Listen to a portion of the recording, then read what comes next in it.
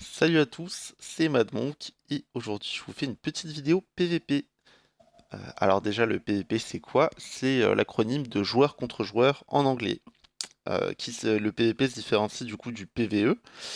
Parce que le PVE ça va être joueur contre environnement, donc c'est tout ce qui va être par exemple les ralliements, euh, les bêtes polaires, le piège à ours et Joe le fou. Donc c'est quand on va jouer contre le jeu plutôt que contre des joueurs.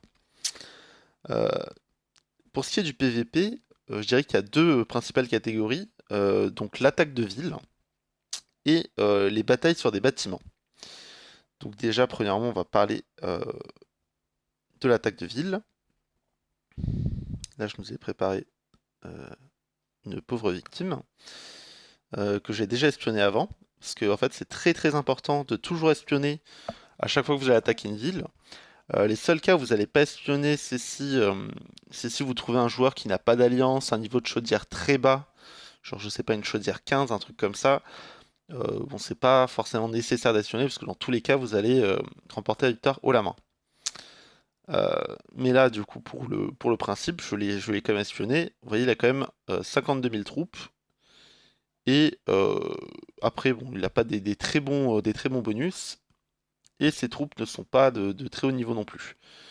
Donc là, je vais lancer une attaque pour vous montrer. Je précise que c'est très probablement un joueur inactif. Enfin, j'espère du moins. Et pourquoi c'est très important d'espionner? Parce qu'en fait, quand vous allez attaquer des villes, euh, vos troupes vont, enfin une partie de vos troupes vont mourir. Selon la différence de puissance qu'il y a entre vous et la ville que vous attaquez, euh, plus cette différence est petite, euh, c'est-à-dire plus le joueur est proche de votre puissance, voire plus puissant que vous, plus vous allez perdre des troupes. Et voilà, comme je vous l'ai dit, des joueurs, enfin par exemple, là il y avait personne de son alliance dans sa ville, mais des joueurs de son alliance auraient pu envoyer des renforts. Et ils peuvent toujours le faire d'ailleurs. Imaginons là, il voit mon attaque et il pourrait lui envoyer des renforts. Et ça pourrait potentiellement euh, me coûter quelques morts. Mais bon, je ne pense pas qu'il le fasse. Euh, et voilà. Ensuite, vous avez là votre petite marche qui est en train d'aller vers la ville ennemie. Vous pouvez ici l'accélérer.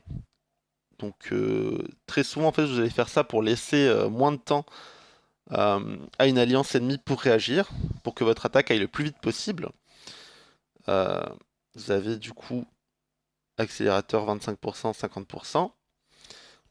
Et imaginons, vous êtes en train d'attaquer une alliance et cette alliance a envoyé des renforts au dernier moment à la personne que vous attaquez et vous risquez de vous prendre une sacrée branlée. Vous, euh, la chose à faire directement, c'est de rappeler vos troupes. Donc c'est juste là. Donc c'est très important en fait de surveiller, euh, de surveiller quand vous attaquez des alliances ennemies. Qu'est-ce qu'ils font en face? Est-ce qu'ils bougent? Tout ce que vous voulez. euh, pour soit accélérer vos troupes, soit les rappeler carrément. Bon là je pense qu'il y aura pas trop de problèmes.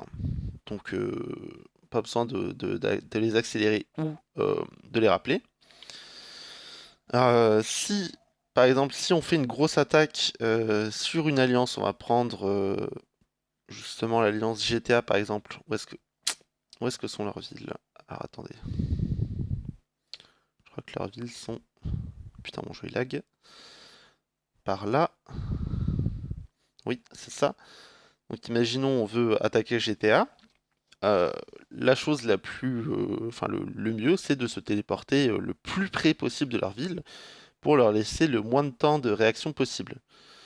C'est aussi pour ça que, vous voyez, tout autour de l'Alliance, on a quand même pas mal de bannières, en fait, pour bloquer les téléportations.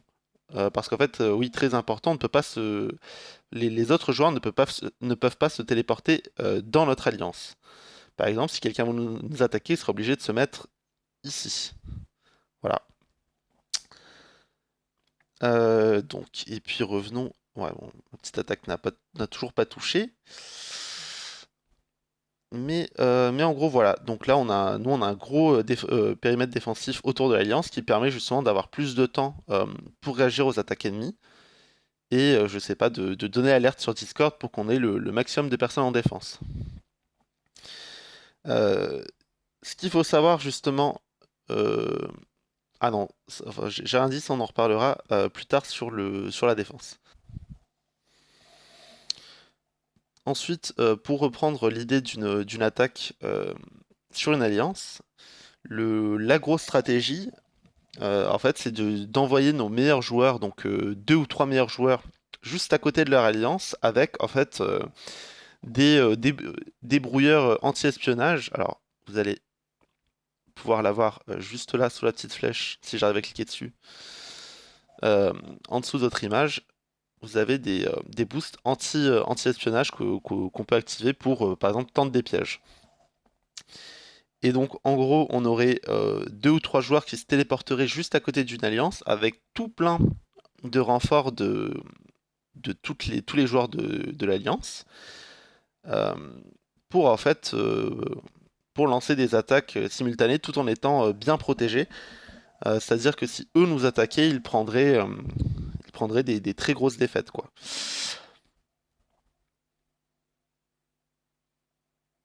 Et du coup, ces trois joueurs-là, enfin dans l'idéal, auraient activé, je vais pas y arriver, auraient activé en fait tous ces petits boosts-là qui sont des boosts de combat, qui sont très importants à utiliser pour, je sais pas, des gros events ou une guerre contre une autre alliance. Euh, alors il y a ceux dorés qui sont extrêmement chers, qui coûtent 20 000 diamants, mais après il y a les autres qui coûtent 2000 diamants, donc c'est pas non plus énorme, et des fois pour faire un petit event ou quoi que ce soit, ça peut être pas mal. Donc là, mon attaque vient de passer. On va regarder le courrier. Vous voyez, j'ai eu très peu de pertes parce qu'il y a une très grosse différence de puissance entre nous, mais dans tous les cas, j'en ai eu quelques-unes. Enfin, tant qu'il y a des troupes en défense là où vous attaquez, vous subirez un minimum de pertes sur les attaques sur les villes, par contre. Uniquement sur les villes. Euh, voilà. Après, je ne l'ai pas précisé, mais bien sûr, l'intérêt principal d'attaquer une ville, c'est de récupérer des ressources, ou alors dans le cadre d'une guerre ou d'un événement frère d'armes, vous allez faire des points selon les éliminations de troupes que vous ferez. Voilà. Ensuite, on va parler du PVP sur les bâtiments. Et quand je parle de bâtiments, je parle pas forcément de bâtiments d'alliance, c'est-à-dire les bannières et le QG, parce que réalistiquement, il n'y a pas vraiment de bataille sur les bannières. Mais des forts, des complexes et des bastions. Alors, je vais vous en prendre un. Là, par exemple, on a un bastion juste à côté de chez nous. Euh, le bastion, on le fait pas. Pourquoi? Parce que comme vous voyez ici, les grosses, enfin, il y a que 4 bastions. Donc les bastions sont partagés entre les plus grosses alliances et on n'a clairement pas la puissance pour aller nous taper là-dessus. Enfin, du moins pas pour l'instant. Mais on peut prendre l'exemple d'un fort. On est d'ailleurs inscrit à un fort aujourd'hui, je crois. Tac. Voilà, le fort 12. Il est pas encore ouvert. Il ouvre dans 42 minutes. Mais par exemple, quand on va faire une bataille de fort, vous voyez là, ce fort-là, il est très très loin de chez nous. Euh, Alors, vous pouvez voir la distance avec la petite icône de maison qui est juste là, je sais pas si vous la voyez. Donc 325 km, donc ça va être des très longs temps de marche, je sais pas, peut-être un truc comme 25 minutes. Attendez, je peux me faire une simulation. Non. Ah non, 11 minutes seulement. Bon, j'ai rien dit, c'est pas si long que ça, mais pour vraiment faire la bataille, c'est compliqué, des temps de marche comme ça, donc le mieux, c'est de se téléporter à côté en groupe. Donc pour un fort, on va être entre 5 et 8 personnes, ça serait l'idéal, mais bon, c'est compliqué d'avoir du monde en pleine journée comme ça. Et à ce moment-là, ce qu'on va faire, c'est que vous allez laisser la personne qui a les meilleurs bonus et le plus grand nombre de ralliements lancer le ralliement. Pour tout ce qui est ralliement offensif, Euh, il faut jamais que vous lanciez le ralliement par vous-même si vous n'en avez pas, enfin si vous n'êtes pas au courant que c'est vous qui devez le faire. Donc voilà, ce sera toujours la personne la plus puissante qui lancera. Et sur ces bâtiments-là, qui sont donc des bâtiments neutres, il n'y a pas de perte de soldats, il n'y a que des blessés. Donc vous pouvez y aller autant que vous voulez. Après, les temps de soins peuvent être très très longs. Par exemple, si vous avez 30 000, 50 000 blessés, euh, vous allez mettre, je sais pas, une journée et demie, 2 jours peut-être à tous les soigner selon votre vitesse de soin. Donc c'est pas non plus à prendre à la légère, mais en tout cas, c'est pas des troupes que vous allez perdre définitivement, comme sur l'attaque de ville. Voilà. Donc l'effort, une fois qu'on les a occupés, on doit les défendre pendant, je sais même plus, je crois que c'est un truc comme 20 ou 30 minutes. Et une fois qu'on a passé ce délai, on les occupe du coup pendant une semaine et on gagne des récompenses associées au fort. Donc là, sur ce fort-là, c'est des récompenses, enfin les récompenses, c'est des accélérateurs. Voilà. Ensuite, deuxième bâtiment sur lequel nous on va se battre, c'est les complexes. Les complexes, c'est légèrement différent des forts parce que les forts, peu importe où vous vous trouvez, vous pouvez les attaquer. Alors que les complexes, il faut en fait que vous ayez, enfin qu'on ait des bannières qui relient notre territoire d'alliance à un complexe. Donc là, vous voyez, ça c'est nos bannières et ça c'est un complexe à nous. Pour l'instant, enfin, là, autour de ce complexe, il y a aucune grosse alliance, donc normalement ça va pas bouger, on va pas se prendre d'attaque. Mais si on se prend des attaques, il faut pareil, de préférence se téléporter. Parce que là on est à 719 km de la base. Donc ça fait quand même super loin. Et là, on a peut-être 25 minutes de marche. Là, je regarde, 28 minutes de marche. Donc ça fait beaucoup. Et sachant que c'est pareil, il faut 20 minutes pour que des ennemis prennent le contrôle de ce bâtiment. Avec les 28 minutes de marche, vos troupes vont arriver trop tard si vous devez reprendre le complexe à des troupes ennemies. Donc là, c'est pareil. Vous vous téléportez quelque part par là et vous attaquez le complexe qui a été pris. Après, encore une fois, vous espionnez avant parce que vous pouvez vous retrouver contre des très gros joueurs qui vont juste vous défoncer. Et du coup, c'est mieux de suivre nos gros joueurs à nous plutôt que de faire des, enfin, comment dire, d'attaquer par sa propre initiative. Mais voilà. Donc ensuite, la dernière chose sur laquelle nous on va jouer dans les bâtiments neutres, c'est, si mon jeu veut bien arrêter de laguer, le château solaire.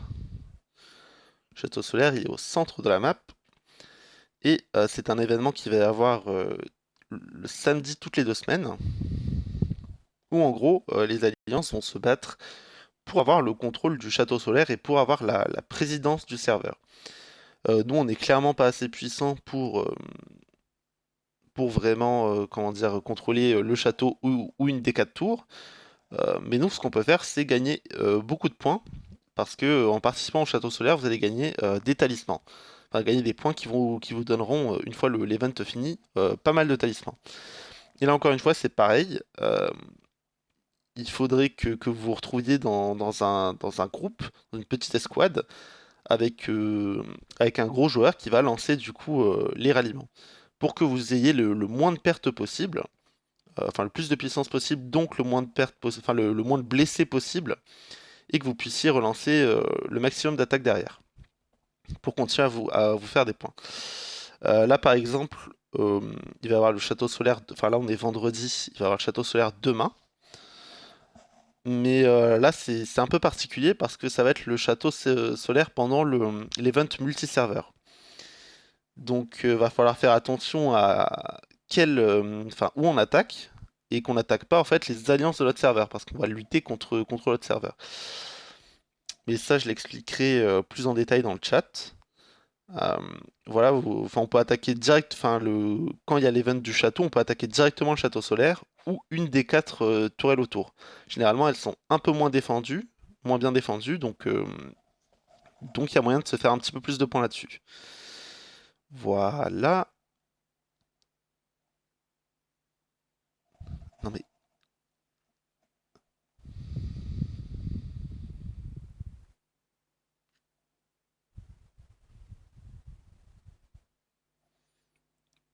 et maintenant, on va reparler rapidement de l'attaque de ville, mais dans tout ce qui va être le versant plus défensif.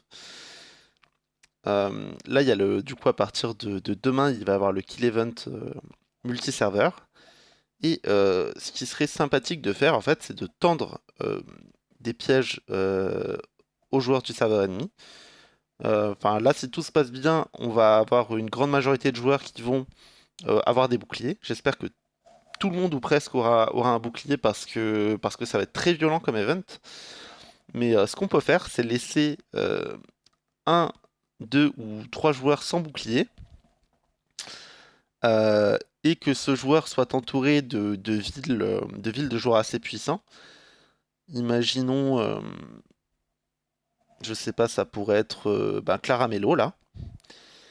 Euh, Ou en fait, ce qu'on va faire, c'est qu'on va la laisser sans bouclier, euh, avec beaucoup de ressources, et nous, on va attendre en fait, on va attendre qu'elle se fasse attaquer pour au tout dernier moment, c'est-à-dire quand les troupes arrivent, je sais pas par là, envoyer tout plein de renforts, à balle de renfort, pour en fait faire un massacre complet en défense. Après, c'est quelque chose qu'il faut quand même bien coordonner. Il faut que la personne soit aussi en ligne pour pouvoir activer un bouclier, enfin pour pouvoir réactiver un bouclier une fois euh, qu'on a fini de tendre le piège et qu'on doit y aller parce qu'on n'a plus le temps de surveiller. Donc c'est peut-être quelque chose que je ferai avec mon deuxième compte, c'est-à-dire que je vais le mettre en plein milieu de gros comptes à nous. Et sur mon gros compte, je vais surveiller quiconque va venir pendant, je sais pas, 30 minutes, 45 minutes, un truc comme ça. Et si on a un peu de chance, on va appâter des joueurs qui veulent se faire des kills faciles. Et là, du coup, nous, on aura moyen de se faire beaucoup de points sur l'événement Frères d'Armes. Et aussi, ça va dégoûter les joueurs de revenir parce qu'ils vont voir qu'on tend des pièges et qu'on est assez réactif en fait en défense. Donc ça peut leur faire peur. Aussi, autre chose, n'hésitez pas à presque toujours envoyer vos troupes en défense, à part si c'est un joueur qui a, je sais pas, 100 millions de points, parce que vous n'allez pas avoir de pertes, ça sera que des blessés quand vous enverrez vos troupes en défense sur une ville. Et même si le joueur en face ne perd pas énormément de troupes, ça peut le dégoûter, il peut se dire ah, enfin, j'aurai des proies plus faciles ailleurs. Voilà. Et dernière chose importante pour le PVP que j'ai pas dit tout à l'heure, euh, quand vous faites des batailles de bâtiments, tout ce que vous voulez, vous allez avoir des blessés graves, du coup, qui vont aller dans votre infirmerie. Mais faut faire très attention, par exemple, surtout pour le château, parce qu'en fait, votre infirmerie, elle va être remplie assez vite. Je sais pas, pour le château, généralement, vous allez vous prendre 30 000 blessés à chaque attaque. Et une fois que votre infirmerie est pleine, moi là par exemple, j'ai 103 000 de capacité d'infirmerie. C'est beaucoup, mais c'est pas le cas de tout le monde. Mais en fait, une fois que votre infirmerie sera pleine, vos troupes vont mourir. Même si vous vous battez sur un truc où les troupes ne sont pas censées mourir, tout ce qui dépasse votre capacité d'infirmerie meurt automatiquement. Donc c'est très important de primo surveiller euh, où vous en êtes dans vos troupes blessées dans l'infirmerie et de l'améliorer, que ce soit pour la vitesse de soin, pour la capacité, et aussi de faire les recherches qui sont liées à l'infirmerie. Donc expansion de la salle et bandage. Très très important justement dès que vous allez faire tout ce qui tourne autour du PVP, de commencer à bosser sur votre infirmerie. C'est un bâtiment qui ne sert un petit peu à rien au début tant que vous vous occupez pas de tout ça, mais qui devient très très important. Voilà. Et je crois que j'ai à peu près fait le tour. Je vais vérifier. Ah oui, les deux dernières petites choses que j'ai oubliées, c'est que quand votre ville se trouve sur le territoire d'Alliance, donc le petit machin bleu, vous allez recevoir un bonus défensif qui est, qui est. Je ne sais plus où il s'affiche exactement. Ah, stat bonus. Donc voilà, sur le territoire d'Alliance, vous allez avoir tous ces bonus défensifs là, vous allez avoir aussi une vitesse de collecte augmentée. Et la deuxième chose, c'est que quand vous envoyez des renforts sur quelqu'un, là par exemple, imaginons, j'envoie des renforts à Pierrot, si la personne se téléporte, elle va garder vos renforts chez elle. Donc c'est super pratique. Par exemple, comme je vous disais tout à l'heure, si on veut faire une escouade pour aller raser une alliance, je vais récupérer tous vos renforts à la base, et puis après je vais me téléporter euh, et je vais les brûler. Enfin, si, je dis ça, mais on brûle aucune alliance ici, mais bon, ça pourrait toujours arriver. Et par exemple, c'est pratique aussi pour ce qui est la fonderie. Euh, Par exemple, ce que Skerrin fait souvent, vu qu'elle est très puissante, mais que ça tombe sur un timing où elle peut pas vraiment faire la fonderie, c'est qu'elle m'envoie, enfin, elle se connecte juste au début, elle m'envoie toutes ses troupes dans sa ville, et moi après, je peux aller faire ce que je veux parce que j'ai des gros renforts chez moi, donc je ne peux pas vraiment me faire attaquer. Voilà. Euh, Ça peut aussi servir pour l'événement Frères d'Armes qui va venir. Après, c'est à vous de voir comment vous voulez le jouer, mais c'est mieux si on reste en défense, justement parce qu'on peut se faire énormément de points en défense, on tue plus de soldats ennemis en défense, et surtout, il y aura forcément des joueurs qui n'auront pas leur bouclier, et il va falloir bien le surveiller pour pouvoir les défendre. Donc voilà, c'était à peu près tout. Si vous avez d'autres questions plus précises sur le PVP, n'hésitez pas, et je vous souhaite une bonne journée ou soirée.